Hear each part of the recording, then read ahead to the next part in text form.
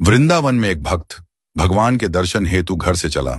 जब मंदिर के पास वाली गली में पहुंचा तो देखा मंदिर के समीप एक मिठाई की दुकान थी। भक्त ने दुकानदार से कहा, भगवान के लिए प्रसाद में पेड़े दे दीजिए। दुकानदार पेड़े तोल ही रहा था, तभी उसकी नजर सामने खड़े एक बच्चे पर पड़ी। छोटा सा बच्चा चिलचिलाती धूप में नंगे पैर तपती धरती पर खड़ा था, हाथ में फूल मालाएं ली।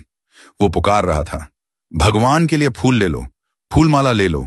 हर आते जाते भक्त की दृष्टि उस बच्चे के पैरों पर पड़ी। न चप्पल न जूते। धरती इतनी तप रही थी कि बच्चा कभी एक पैर को ऊपर रखता तो कभी दूसरे को। वो तपन से बचने की कोशिश कर रहा था, पर आवाज में समर्पण था, श्रद्धा थी, प्रेम था भगवान के लिए। भक्त से यह देखा न गया। उसने मिठाई वाले से कहा, प्रसाद यहीं रखो, मैं अभी आता हूं। वो पास की चप्पल की दुकान पर गया, नन्हे से बच्चे के लिए चप्पल खरीदी, फिर लौटा और बोला, लो बेटा, इसे पहन लो।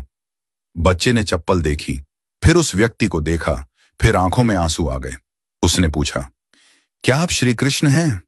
व्यक्ति मुस्कुराया, बोला, नहीं बेटा, मैं श्री कृष्ण नहीं हूं।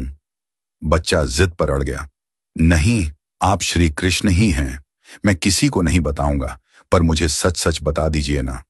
व्यक्ति फिर बोला, नहीं बेटा, मैं तो बस एक इंसान हूं।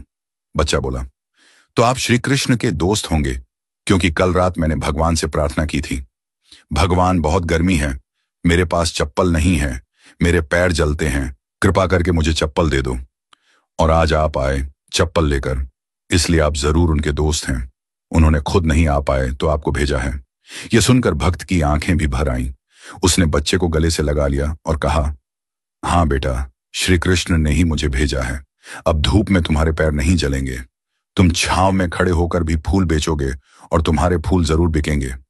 बच्चे ने झुककर उस व्यक्ति के चरण छू लिए और मुस्कुराकर बोला, भगवान कितने दयालु हैं ना, कितने व्यस्त रहते हैं, पर फिर भी अपना कोई दोस्त भेज ही देते हैं। व्यक्ति ने प्रसाद लिया, बच्चे से फूल माला ली और मंदिर जाकर भगवान से कहा, प्रभु धन्यवाद, आज आपने मुझे आपका मित्र बनने का अवसर दिया। दोस्तों, भगवान सबको एक मौका देते हैं उनका मित्र बनने का। यह हम पर निर्भर करता है कि हम उनके इस निमंत्रण को पहचानते हैं या नहीं। हर व्यक्ति, हर जीव भगवान के सामने नतमस्तक होता है, भगवान के सामने अपनी इच्छा रखता है, भगवान को अपने दुख बताता है, अपनी परेशानी बताता है, भगवान के साथ अपने हालात साझा करता है, और भगवान किसी भी जीव के भीतर प्रकट होकर के उस व्यक्ति की मदद करते हैं। यदि आप चाहते हैं कि आपको भी वो मौका मिले कि भगवान आपके भीतर प्रकट हो, तो दूसरों की मदद करना शुरू कर दीजिए। इससे आप भगवान के मित्र बन जाएंगे। क्या आप तैयार हैं भगवान के मित्र बनने के लिए?